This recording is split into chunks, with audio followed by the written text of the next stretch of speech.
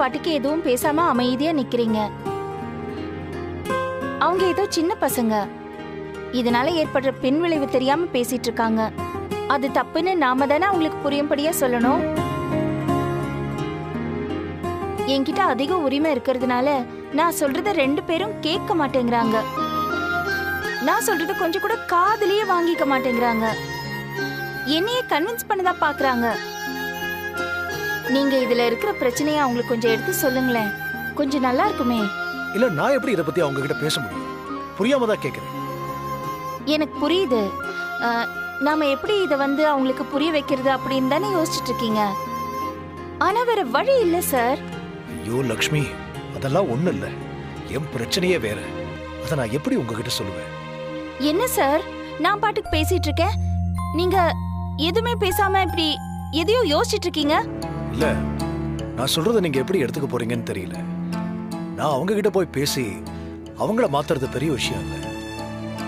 அப்புறம் கன்வின்ஸ் பண்ண வேண்டியது பவியோ சந்தோஷம் இல்ல, உங்களை தான். நான் ஒரு நாளும் எனக்காக சுயநலமா யோசிச்சது கிடையாது. இப்பவும் இதை எனக்காக பேசல. இந்த கல்யாணம் நடந்தா உங்க வாழ்க்கை நல்லா இருக்குமேனு தோணுச்சு.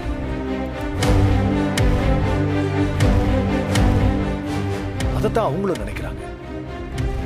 உங்களுக்கு நல்லது நடந்ததுன்னா ஏன் லட்சுமி கல்யாணத்தை நிறுத்தணும்? நடக்கட்டும்.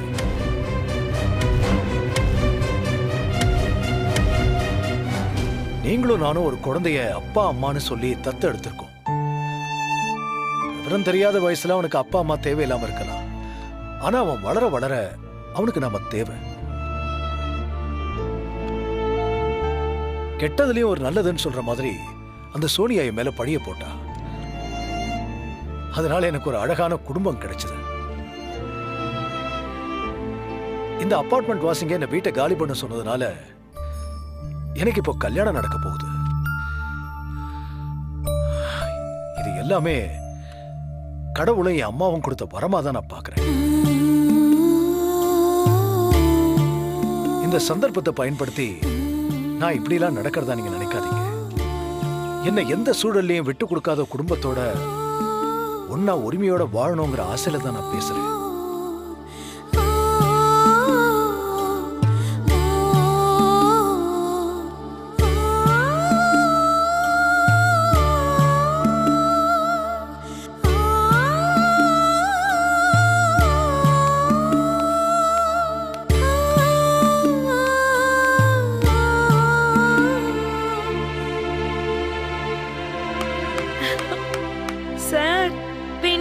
போங்க.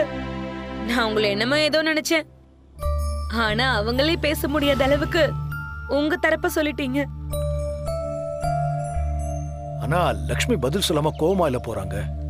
சார், என்னைக்கு அவங்க முதல்ல ஓப்பனா பேசியிருக்காங்க. அவங்க கல்லூலி மங்க மாதிரி எந்த ஃபீலிங்கும் காட்டாம அப்படியே மனசுக்குள்ளேயே வச்சுப்பாங்க. நீங்க பேசினதுக்கு அவங்க உங்களை திட்டாம அமைதியா போனதே சம்மதத்துக்கு அறிகுறிதான். லூசு மாதிரி பேசாத. அவங்க பவியையும் சந்தோஷையும் கன்வின்ஸ் பண்ண சொல்லி வந்தாங்க. நான் அவங்களுக்கு எதிராக பேசி அனுப்பியிருக்கேன்.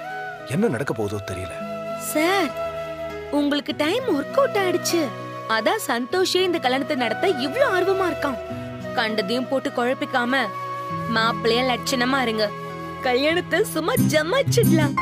எது எப்படியோ லக்ஷ்மி முழு மனசோட சம்மதிச்சாதான் கல்யாணம். இல்லனா இதெல்லாம் வெறும் கனவுதான். இவ்ளோ தூரம் கொண்டு வந்துட்டோம், நடத்தாம விட்டுருவோமா? கண்டிப்பா இந்த கல்யாணம் சந்தோஷமா நடக்கும்.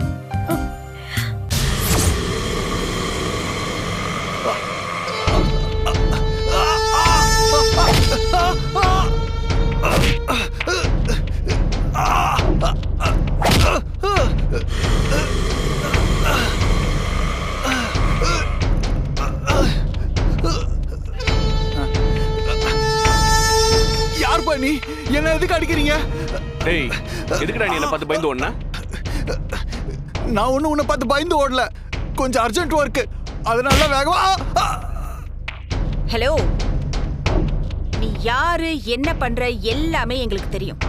அதே மாதிரி நான் யாரு என்னன்னு உனக்கு நல்லாவே தெரிஞ்சிருக்கும். சோ அன்னைக்கு லக்ஷ்மி வீட்டு அட்ரஸ் நான் தான் உனக்கு சொன்னேன். Remember that? சொல்றா. டேய், சாரி விட்டு அவர் ஓட மாட்டாரு. உங்களுக்கு என்ன மேடம் வேணும்? அன்னைக்கு லக்ஷ்மி வீட்டுக்கு வந்து ஆதிராவோட குழந்தை சந்தோஷ்க்கு பிறந்ததுன்னு சொன்னல, எதை வச்சு சொன்ன? டேய், அது எதே இப்ப சொல்ல போறியா இல்லையா? சொல்றா. அதெல்லாம் சீக்ரெட் மேடம். வெளியில சொன்னா என் வேலையே போயிடும். இப்போ நீ சொல்லலனா உன் உயிரே போயிடும். பரவாயில்லையா? வேலை போனா வரும், உயிர் போனா வருமா? சோ உனக்கு என்னெல்லாம் தெரியுமோ அதெல்லாம் மறைக்காம என்கிட்ட சொல்றதுதான் உனக்கு நல்லது. மேடம், அந்த குழந்தை ஆதிராவுக்கும் சந்தோஷ்க்கும் பிறந்ததுதான்.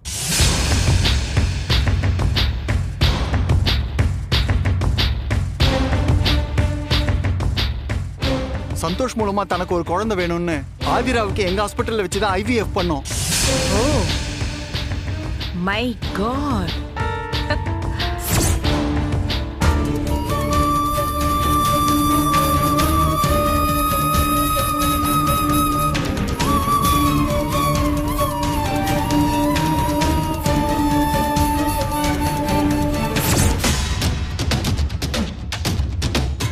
செக்கப்புக்கு வந்த சந்தோஷ் கிட்ட இருந்து இல்லீகலா செமன் கலெக்ட் பண்ணி அது மூலியமா ஆதிராவுக்கு குழந்தை உண்டாக்கணும். நீங்க என்ன சொல்றீங்க? நம்பவே முடியல. நிஜமாவா? மேடம், இன்னைக்கு பாதி ஃபெர்டிலிட்டி ஹாஸ்பிட்டல்ல இப்படிதான் மேடம் பண்றாங்க. இதுல தான் மேடம் நாங்க சம்பாதிக்க முடியும்.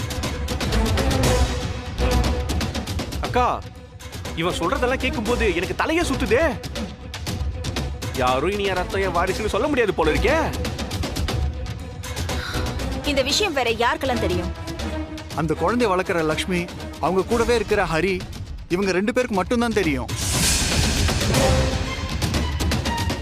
சந்தோஷ்க்கு தெரிஞ்சா பிரச்சனை ஆயிடும்னு அவங்க பயந்தாங்க. அதை வச்சு பிளாக்மெயில் பண்ணி பணம் சம்பாதிக்கலாம் தான் உங்க அபார்ட்மெண்ட்டுக்கு அன்னைக்கு வந்தேன். ஆனா அந்த ஹரி எல்லாத்தையுமே கெடுத்துட்டாரு. ஓகே, இப்ப நீ சொன்னதுக்கு எனக்கு எவிடன்ஸ் வேணுமே. இந்த டாக்குமெண்ட்ஸ் மாதிரி ஏதாவது இருக்கா? இருக்கு, எல்லாமே இருக்கு, ஹாஸ்பிட்டல்ல இருக்கு. ஆனா அதெல்லாம் எடுக்கிறது பெரிய ரிஸ்க் மேடம். இந்த விஷயத்துல நீ ரிஸ்க் எடுத்து தான் ஆகணும் பிரதர். பிகாஸ் எனக்கு அந்த டாக்குமெண்ட் வேணும். That's it. சரிங்க மேடம், ஒரு 1 வீக்ல நான் அதை எடுத்துட்டு உங்களுக்கு ஃபோன் பண்றேன். தயவுசெய்து என்ன ஃபாலோ பண்ணாதீங்க. இது ஒரு பெரிய சிண்டிகேட். இங்க சின்னதா ஒரு டவுட் வந்தாலும் அதுக்கப்புறம் நான் இந்த பிசினஸ்ல இருக்க முடியாது. ப்ளீஸ். ஃபைன், இதை நான் பாத்துக்கிறேன். உன் கான்டாக்ட் நம்பர் வேணும் தம்பி, இதை நோட் பண்ணிக்க. சரிக்கா, நம்பர் சொல்லு.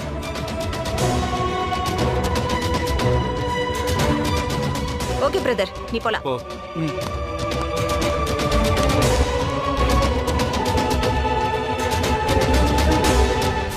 என்னக்கா ரொம்ப பலமா யோசிச்சுட்டு இருக்க? இல்ல, எவ்வளவு பெரிய விஷயத்தை இந்த ஆதிரா பண்ணியிருக்கா பாரு. அதுவும் என்கிட்ட சொல்லாம மறைச்சிருக்கா. Clever girl. அக்கா, உடனே இந்த விஷயத்தை போய் நான் அபார்ட்மெண்ட்ல சொல்லிட்டுமா? நோ நோ தம்பி, இப்ப எனக்கு கிடைச்சிருக்கிற விஷயம் ஒரு பிரம்மாஸ்திரம் மாதிரி. இது வரைக்கும் எல்லா விஷயத்திலையும் அந்த லக்ஷ்மி கிட்ட நான் தோத்துக்கிட்டே தான் இருக்கேன். ஜெயில் வரைக்கும் போயாச்சு. வெறும் வாய் வார்த்தையால சொன்னா யாரும் நம்ப மாட்டாங்க. ப்ரூஃபோட போய் சொல்லணும். லக்ஷ்மி, இந்த டாக்குமெண்ட் மட்டும் என் கைக்கு வரட்டும். உன் குருவி கூட்ட களைச்சு சின்ன பின்னமாக்குறேன். அதுக்கப்புறம் அந்த அபார்ட்மெண்ட்ல நான் வச்சதுதான் சட்டம்.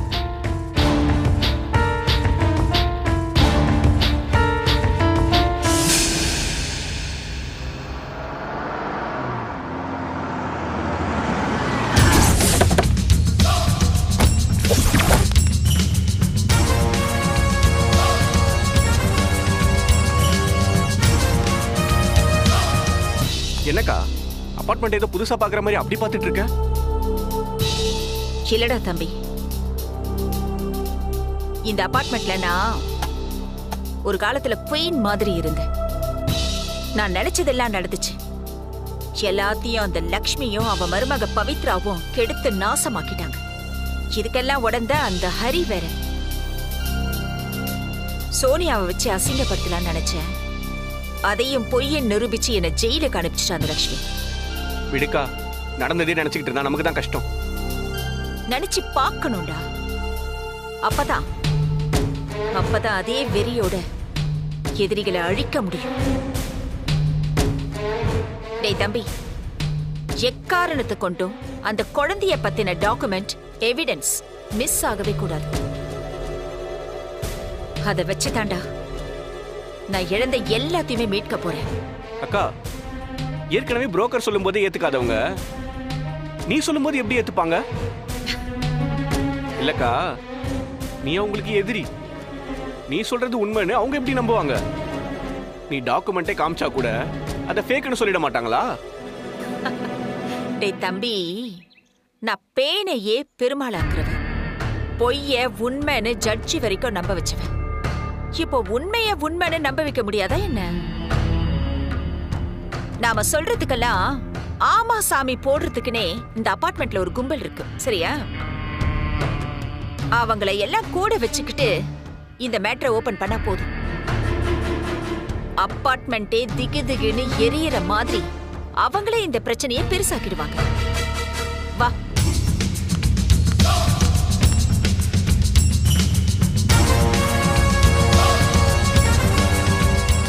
நான் உள்ள வரதால எதுவும் பிரச்சனை ஆயிடுமா? அதெல்லாம் நான் பாத்துக்கிறேன், நீ வா. செல்லக்குட்டி,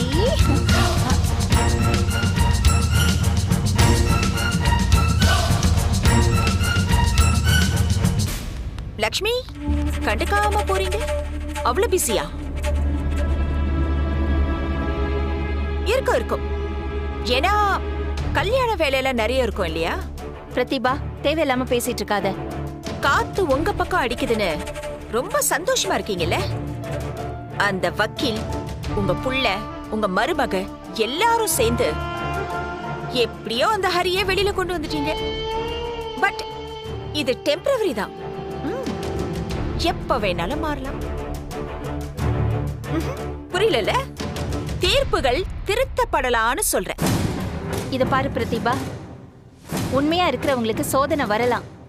அதே சமயத்துல அதுல இருந்து வெளியில வரதுக்கான வலிமைய அந்த உண்மை கொடுக்கும். ஹரி சார் நேர்மையா இருந்தாரு. அவருக்கு நாங்க பக்கபலமா இருந்தோம். அவரு வெளியில வந்தாரு. எத்தனை முறை தீர்ப்பு மாத்தப்பட்டாலும் அது உண்மையை மறைக்க முடியாது. கடைசியில உண்மைதான் ஜெயிக்கும். சபாஷ், சரியா சொன்னீங்க. சூப்பர். உண்மைதான் வெல்லும். பட் சில நேரத்துல அந்த உண்மையே எதிரிக்கும் சாதகமாயிடும். கூடிய சீக்கிரம் அதையும் நீங்க பார்க்கத்தானே போறீங்க. வெல், உங்களுக்கு நான் கொடுக்க போற வெட்டிங் கிஃப்டே அதுதான். கண்டிப்பா அது உங்களுக்கு மட்டும் இல்ல, உங்க டோட்டல் ஃபேமிலிக்கே அது ஒரு பெரிய சர்ப்ரைஸா இருக்க போகுது.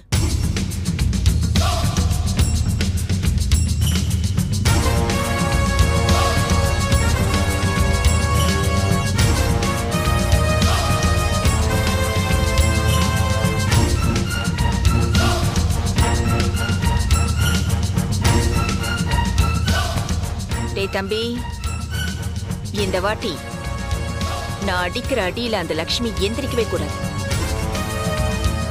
நீ என்ன பண்ற? எவ்வளவு சீக்கிரம் முடியுமோ அவ்வளவு சீக்கிரம் அந்த புரோக்கர் கிட்ட இருந்து டாக்குமெண்ட் வாங்கிட்டு வந்துரு. மிஸ் ஆக கூடாது. இந்த தடவை நம்ம யாருன்னு காட்டணும்.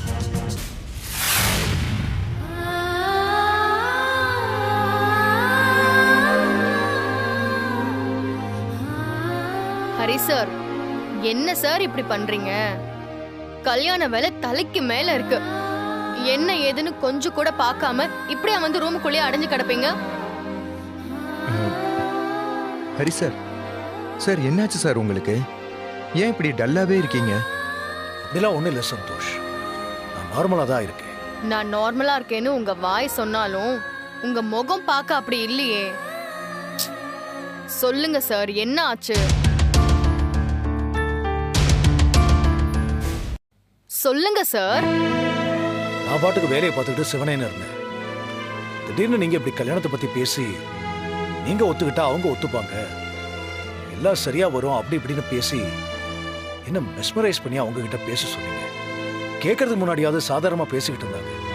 இப்ப கூப்பிட்டு என்கிட்ட பேசக்கூட மாட்டேங்கிறாங்க. பார்த்தாலே கோவப்படுறாங்க. சார் என்ன சார் ரொம்ப சலிச்சுக்கிறீங்க? என்ன ஒரு 2 வாட்டி கேட்டிருப்பீங்களா? அதுக்கா இப்படி பண்றீங்க? ஏய் பவி, ஏன் கொஞ்சம் சும்மா நீ சும்மா இருடா. அவன் புடிச்ச பொண்ணை கன்வின்ஸ் பண்றதுக்கு என்னென்னமோ பண்றான். இவர் என்னமோ 2 வாட்டி கேட்டுட்டு அவங்க பதில் சொல்லனதும் இங்க வந்து மூலையில நின்னுட்டு இருக்காரு. சார், காதலிய ஓகே பண்றது கஜினி முகமது படையெடுக்கிற மாதிரி விடாமுயற்சியா பண்ணிக்கிட்டே இருக்கணும். சார், நான் ஒன்னு கேக்குறேன். அத்தை இதுல எப்பவாவது விருப்பம் இல்லைன்னு சொன்னாங்களா? பின்ன என்ன, அவங்க கிட்ட போய் பேசுங்க சார். உங்க லைஃப்ல அவங்க எவ்வளவு முக்கியம்னு கொஞ்சம் புரிய வைங்க. விடாம துரத்துக்கிட்டே இருங்க. கரெக்ட் பவி. சார், தயவு செய்து ஃபீல் பண்ணாதீங்க. அம்மா பேசலன்னு வருத்தப்படாம அவங்கள பேச வைக்கிறதுக்கு என்ன வழின்னு யோசிங்க சார். சார், வேலைக்கு ஆகாது, தூக்கிடலாமா? நீங்க வாங்க. வாங்க சார், சும்மா வாங்க சார். போறீங்க சும்மா வாங்க ஹரி சார். தயவு செய்து சொல்றத கேளுங்க சார், ப்ளீஸ் சார். வாங்க.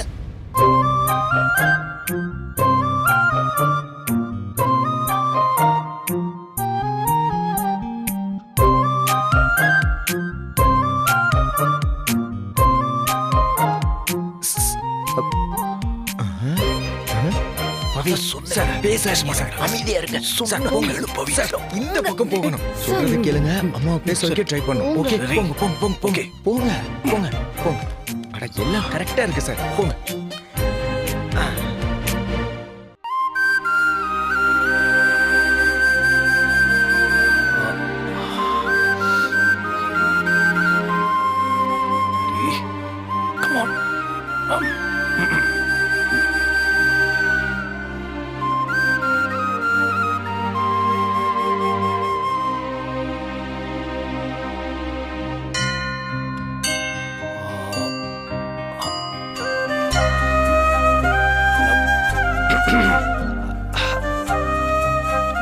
ரொம்ப நேரமா இங்க நின்னுட்டு இருக்கேன், கண்டுக்கவே மாட்டேங்கிறீங்களே. என்ன விஷயம்னு சொன்னாதானே தெரியும். சொல்லுங்க. இல்ல, மேரேஜ பத்தி நான் கேட்டதுக்கு நீங்க எந்த பதிலும் சொல்லல. ஒருவேளை நான் பேசுனது உங்களுக்கு டிஸ்டர்ப் ஆயிடுச்சோ? ஆமா, டிஸ்டர்ப் தான் ஆச்சு. திடீர்னு இப்படி வந்து கேட்டா நான் என்ன பதில் சொல்றது சார்? சொல்லுங்க சார். நீங்க உங்களை பத்தி மட்டும்தான் யோசிச்சுட்டு இருக்கீங்க. என்ன பத்தி யோசிச்சீங்களா சார்? நீங்க சமைச்சு கொடுத்தது, என்னோட கஷ்டத்துல எனக்கு உதவி செஞ்சது, என்னோட பிரச்சனைய உங்க பிரச்சனையா பார்த்தது, எனக்கு துணையா நின்னது எல்லாமே கூட நட்போட தான் பண்ணிருக்கீங்க அப்படின்னு தான் நான் நினைச்சேன். ஆனா பசங்க சொல்றதுனால மறுபடியும் கல்யாணம்னா அது எப்படி சார்?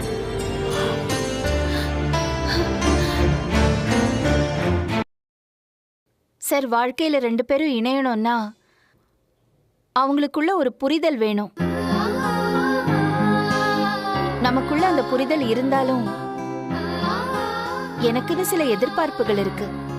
அதுக்கெல்லாம் நீங்க செட் ஆவீங்களான்னு பார்க்கணும்ல. நான் முதல்ல எதிர்பார்க்கிற விஷயம், என்ன ஏன் உங்களுக்கு பிடிச்சிருக்கு? இங்க எதுவும் நம்ம கையில இல்ல சார். காலம்தான் முடிவு பண்ணணும்.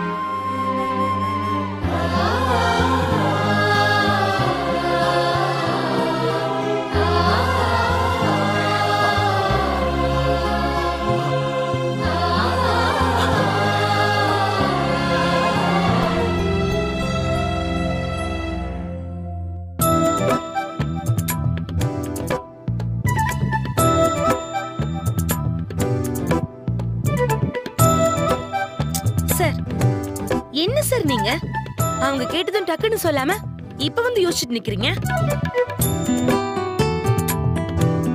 ஆமா, இந்த பார்வைக்கு ஒண்ணும் குறைச்சல் இல்ல. அடுப்புல இருக்கிற குழம்புல உப்பு எவ்வளவு இருக்கு, உரப்பு எவ்வளவு இருக்குன்னு வாசனைய வச்சே சொல்லிடுவேன்னு ரொம்ப பெருமையா பேசுவீங்க. இப்ப என்ன, மேடம் கேட்ட ஒத்த கேள்விக்கு பதில் சொல்ல முடியாம இப்படி வந்து நிக்கிறீங்க? சார், உண்மையிலே உங்களுக்கு பதில் தெரியலையா இல்ல பதட்டத்துல பதில் சொல்லாம வந்துட்டீங்களா?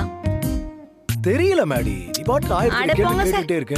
இத்தனை வருஷமா அவங்கள நினைச்சு வாழ்ந்துட்டு இருக்கீங்க. இருந்தும் அவங்க உங்களை ஏன் பிடிச்சிருக்குன்னு கேட்டா அந்த கேள்விக்கு பதில் சொல்லாம வந்திருக்கீங்க. உங்களுக்கு என்னதான் பண்றது? என்ன பண்ண சொல்ற மேடி? ஒருத்தரை பிடிக்கலனா அதுக்கு 100 காரணம் சொல்லலாம். பிடிச்சிருக்கிறதுக்கு என்ன காரணம் சொல்லு. சபா, இந்த டயலாக்குக்கெல்லாம் ஒரு குறைச்சலும் இல்ல சார். நல்லா யோசிச்சு பாருங்க சார். ஏதாவது உங்களை அறியாத விஷயம் அவங்கள பிடிச்சிருக்க உங்களுக்கு காரணமா இருக்கும். நல்லா யோசிங்க.